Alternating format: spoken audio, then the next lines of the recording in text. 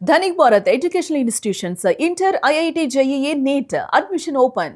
గత 3 రోజులుగా రాష్ట్రంలో జగన్మోహన్ రెడ్డి విలేకరుల సమావేశం వివరాలు చర్చనీయాంశంగా మారాయి. బెంగళూరు నుంచి వచ్చి తాడేపల్లిలో తప్పుడు సమాచారాన్ని ప్రజల్లో విస్తృతంగా ప్రచారం చేసే ప్రయత్నం జగన్మోహన్ రెడ్డి చేశాడు. జగన్మోహన్ రెడ్డి చెప్పుకుంటున్న మాటల్లో తను చాలా మంచివాడినని, 3 కుటుంబ సభ్యుల్ని పోగొట్టుకున్న బాధితుడినని,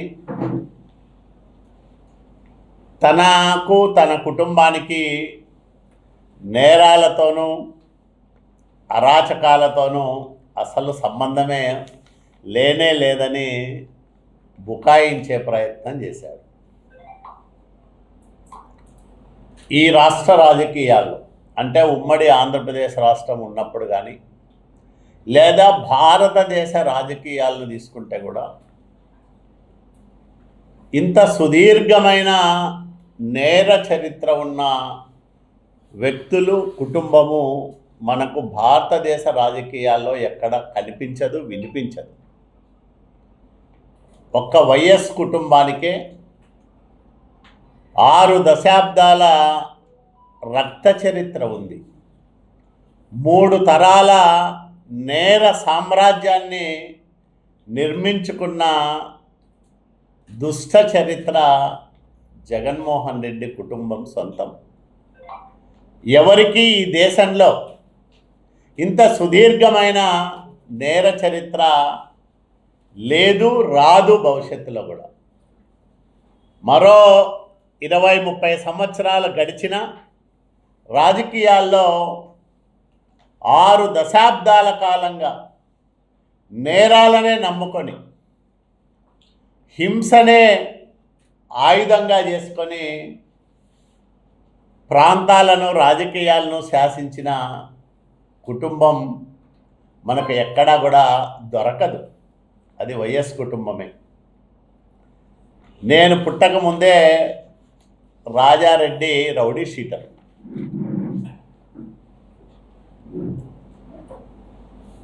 అనేక పంచాయతీలు, దుర్మార్గాలు, దౌర్జన్యాలు సాగిస్తున్నాడనే కారణంతో రాజారెడ్డి పైన రౌడీ షీటు నమోదు చేశారు. ఇది రాజశేఖర్ రెడ్డి వాళ్ళ తండ్రి గారి దగ్గర నుంచి ప్రారంభమైన నేర చరిత్ర. వీళ్ళు పాల్పడని నేరం లేదంటే అతిశయోక్తి కాదు. ముందున్న ఐపీసీ సెక్షన్లో కానీ, ఇప్పుడున్న బిఎన్ఎస్ సెక్షన్లు కానీ, ఈ చట్టాలకు సవరణలు చేసిన వీళ్ళ నేరాలకు ఇంకా సెక్షన్లు తక్కువ పడతాయి. అన్ని రకాల నేరాలు చేసిన చరిత్ర జగన్మోహన్ రెడ్డి కుటుంబానిది.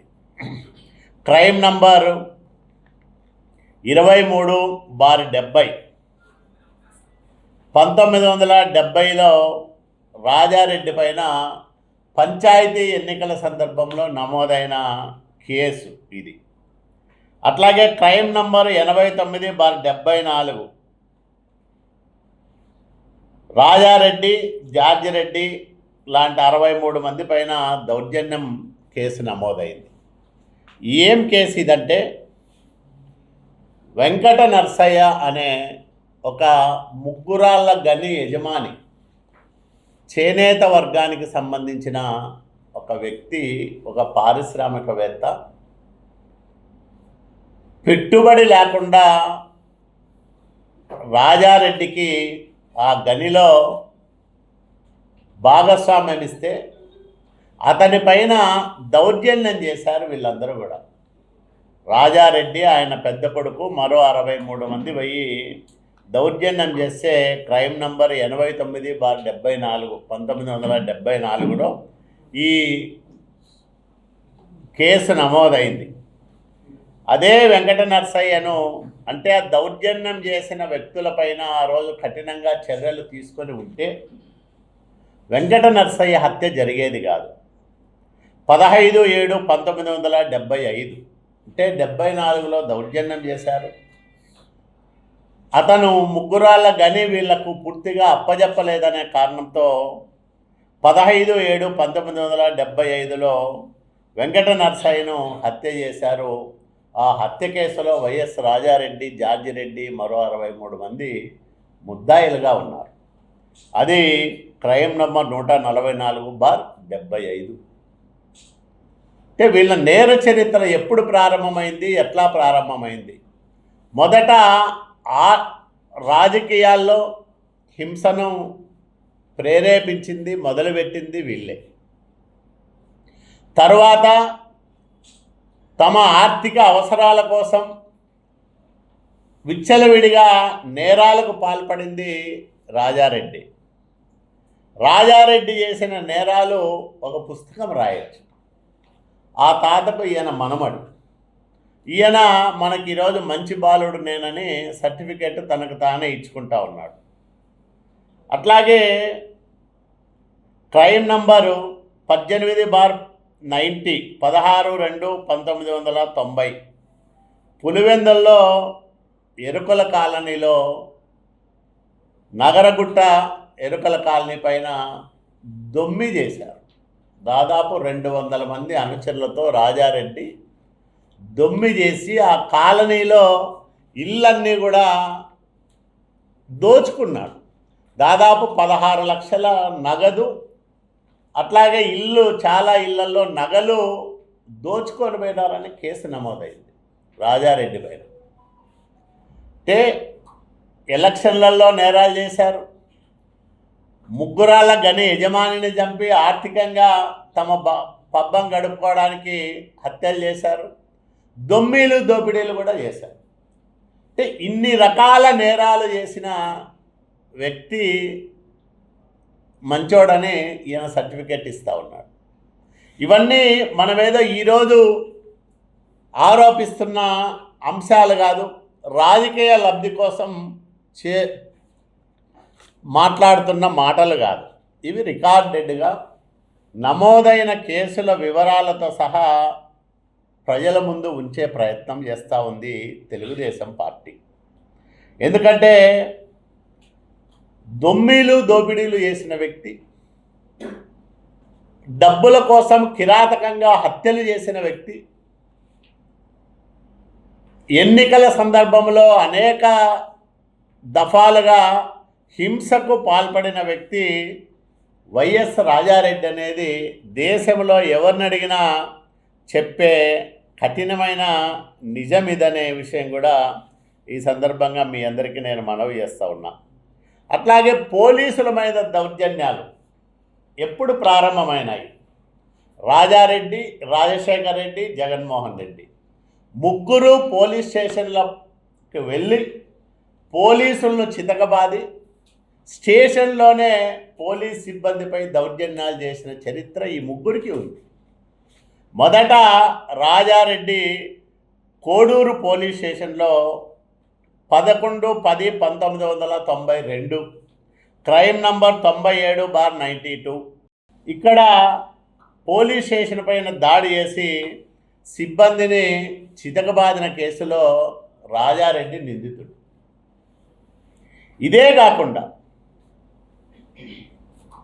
పులివెందుల దాటి హైదరాబాద్ వరకు వీళ్ళ నేర సామ్రాజ్యాన్ని విస్తరించిన మాట వాస్తవం కాదా?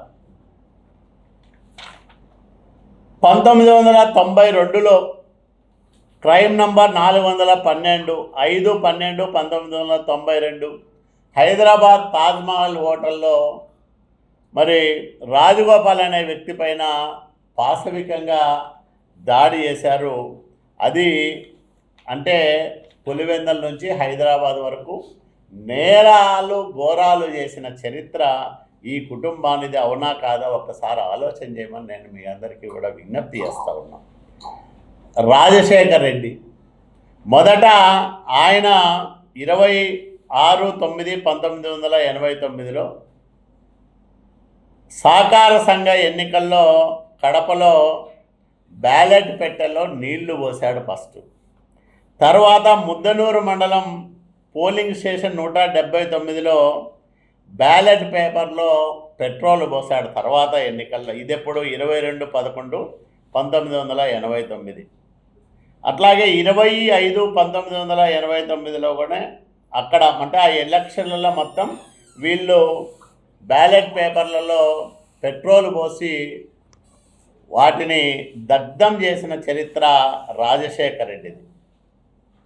అట్లాగే 16/2/1998లో స్వయంగా అప్పటి తెలుగుదేశం పార్టీ ఎంపీ అభ్యర్థి కందుల రాజమోహన్ రెడ్డి పైన భౌతికంగా దాడి చేసిన కేసులో క్రైమ్ నంబర్ 30/98లో రాజశేఖర్ రెడ్డి స్వయంగా ముద్దాయి. జగన్మోహన్ రెడ్డి మొదటిసారిగా ఎక్కడ ప్రారంభం చేశాడు తన నేరాలంటే సింహాద్రిపురంలో ఎస్ఐ ఒక జగన్మోహన్ రెడ్డి మిత్రులను అంటే అక్రమంగా అనుమతి లేకుండా అడవిలో వేటాడుతూ ఉన్నారు అని వాళ్ళను పట్టుకొస్తే ఒకతను నా తుపాకీకి లైసెన్స్ ఉంది, ఆ లైసెన్స్ పులివెందుల్లో ఉంది, నేను తెచ్చి చూపిస్తానంటే అతను ఒకరిని వదిలిపెడితే అతను పోయి జగన్మోహన్ రెడ్డికి చెప్తే జగన్మోహన్ రెడ్డి 5-6 జీపుల్లో రౌడీలను వేసుకొచ్చి సింహాద్రిపురం స్టేషన్లో ఎస్ఐని చితకబాదితే ఎస్ఐ లాకప్లో పోయి దాక్కున్నాడనేది నిజం. ఇది నేను కాదు, పౌర హక్కుల సంఘం కడప జిల్లాలో పాలెగాల రాజ్యం అనే పేరుతో వేసిన పుస్తకంలో ఉండే మాటలు ఇవన్నీ కూడా మేము చెప్తున్నది కాదు. తెలుగుదేశం పార్టీగా రాజకీయ కక్షతోనూ రాజకీయ లబ్ధి కోసమో రాజకీయ ప్రయోజనాల కోసమో చేస్తున్న ఆరోపణలు కాదు ఇవి. స్వయంగా అప్పట్లో కడప జిల్లా పౌర హక్కుల సంఘం ఈ పుస్తకాన్ని ముద్రించింది, ఈ నివేదిక రూపంలో ఇవన్నీ కూడా. మరి అప్పటి వరకు ముఠా కక్షలో లేకపోతే వర్గ కక్షలో గ్రామ కక్షల రూపంలో చిన్న చితక విభేదాలుండే వాటిని రాజకీయాలకు మిళితం చేసి రాజకీయాల్లో ముఠా కక్షలను ప్రోత్సహించింది వైఎస్ రాజశేఖర్ రెడ్డి అనేది స్పష్టంగా మనకు అర్థమవుతుంది. అది 1978 తర్వాత జిల్లా రాజకీయాల్లో రాజకీయ ఆర్థిక జీవితాన్ని శాసించే స్థాయికి పెరిగిన రాజకీయ ముఠాలు వీటి ఆవిర్భావము స్వభావం గురించి ఈ నివేదికలో మేము చెప్తున్నామని వాళ్ళు ఉపోద్ఘాతంలోనే వివరించిన విషయాన్ని మీ అందరికి కూడా నేను మనవి చేస్తూ ఉన్నా. ఈ రకంగా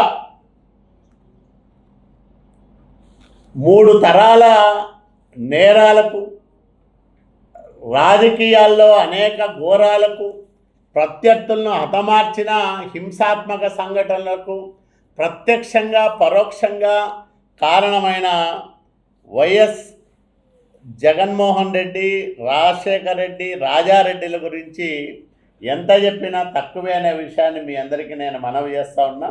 ఇందాక నేను చెప్పింది 1994 జూలైలో రాత్రి పులివెందుల తాలూకా సింహాద్రిపురం పోలీస్ స్టేషన్, ఇది పౌర హక్కుల సంఘం వేసిన నివేదికలోని అంశాలు. నేను చెప్తున్నది కాదు ఈరోజు, ఎప్పుడో వీళ్ళు 90లోనే వేశారు ఇవన్నీ కూడా. ఈ రకంగా ఇదో ఈ ఎస్ఐ ఈ దాడికి బెంబేలెత్తిపై లాకప్లో గడే పెట్టుకున్నాడని వినికిడి. అంటే పోలీస్ స్టేషన్లకు వెళ్ళి పోలీస్ స్టేషన్లో సిబ్బంది పైన దౌర్జన్యం చేసి, జమ్మలమడుగు నియోజకవర్గంలో రాజశేఖర్ రెడ్డి అట్లే చేశాడు, పులివెందుల నియోజకవర్గంలో రాజారెడ్డి అట్లే చేశాడు, సింహాద్రిపురం స్టేషన్లో జగన్మోహన్ రెడ్డి కూడా స్టేషన్ల పైన దాడులు చేసి స్టేషన్లలోనే పోలీస్ సిబ్బందిని చితకబాది ఎస్ఐలు కూడా భయపడిపోయి లాకప్లో గడే పెట్టుకునే పరిస్థితి తీసుకొచ్చారంటే ఇది వీళ్ళ చరిత్ర. మరి వీళ్ళు ఈరోజు నీతులు వల్లిస్తూ ఉన్నారు, ప్రజాస్వామ్యం గురించి మాట్లాడుతూ ఉన్నారంటే ఏమనుకోవాలి? ప్రజాస్వామ్యం గొప్పతనం అనుకోవాలా? లేకపోతే నేరస్తులు ఒక అబద్ధాన్ని ఇంత బలంగా చెప్పి నిజమని నమ్మించే ప్రయత్నం నేటికి సాగుతూ ఉంది అని అనుకోవాలా, ఏమనుకోవాలో వీళ్ళని మనం చూసాం. రాజశేఖర రెడ్డి 2004లో ముఖ్యమంత్రి అయితే ఈ జిల్లాలో పరిటాల రవీంద్రతో సహా 56 మందిని తెలుగుదేశం పార్టీ నాయకులను కార్యకర్తలను అతి కిరాతకంగా కాంగ్రెస్ గుండాల రోజు హత్యలు చేశారు. ఇక్కడే శ్రీనివాసులు అనే ఒక కూడేరు మండలంలో ఇంట్లోకి పోయి దాక్కుంటే పైనకి పోయి దాన్ని తీసేసి అక్కడ ఉండేదాన్ని పైన లోపల అన్నీ కూడా గడ్డి వేసి పెట్రోల్ పోసి సజీవ దహనం చేసింది అప్పుడు కాంగ్రెస్ ప్రభుత్వం.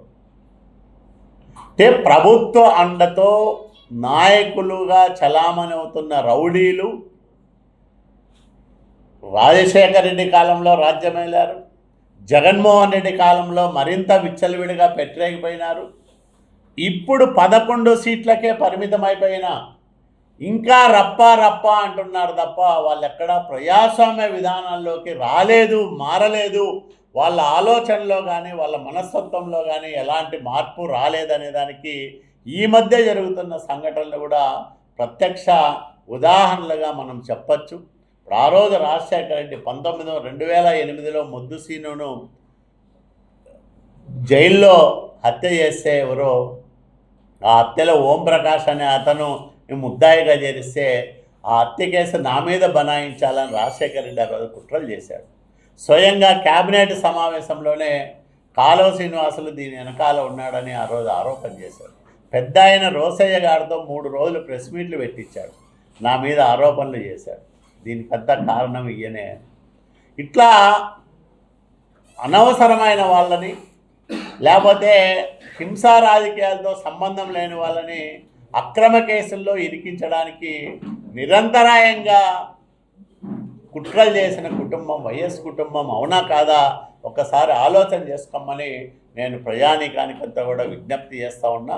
ఈ సందర్భంలో ఇంకా జగన్మోహన్ రెడ్డి ఇలాంటి మాటలు మాట్లాడగలుగుతున్నాడంటే ప్రజలు 100 మందిలో ఒకరో ఇద్దరో విశ్వసిస్తారేమనే భ్రమల్లో ఉన్నట్లున్నాడు.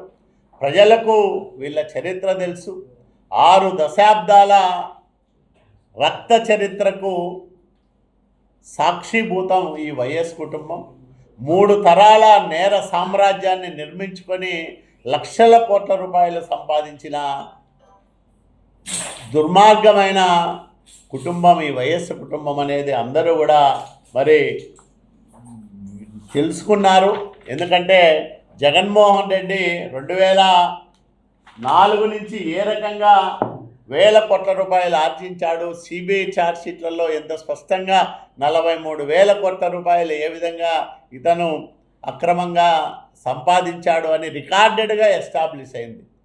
తెలియని ఇంకా సమాజానికి ఎరుకలేని నేరాలు ఘోరాలు ఎన్నున్నాయో తెలిసినవి కొన్నే, తెలియనివి చాలా ఉంటాయి.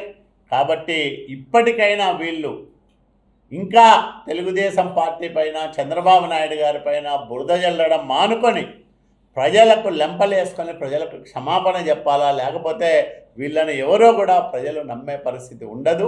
జగన్మోహన్ రెడ్డి ఎన్ని రకాలుగా ఇట్లాంటి తప్పుడు మాటలు మాట్లాడినా, పదే నిందారోపణలు చేసిన చంద్రబాబు నాయుడు గారంటే ఏంటో ప్రజలకు తెలుసు. జగన్మోహన్ రెడ్డి వాళ్ళ తండ్రి రాజశేఖర రెడ్డి, వాళ్ళ నాయన రాజారెడ్డి అంటే ఏంటో ప్రజలకు తెలుసు. కాబట్టి ఇంత సుదీర్ఘమైన నేర చరిత్ర ఉన్న వైఎస్ జగన్మోహన్ రెడ్డి ఈరోజు నీతి వాక్యాలు పలికి మంచోడినని భ్రమలు కల్పించే ప్రయత్నం చేస్తే ఎవరు విశ్వసించరనే విషయాన్ని ఈ సందర్భంగా వాళ్ళు గుర్తిస్తే మంచిదని తెలియజేస్తూ అందరి దగ్గర సెలవు తీసుకుంటాం. నమస్కారం.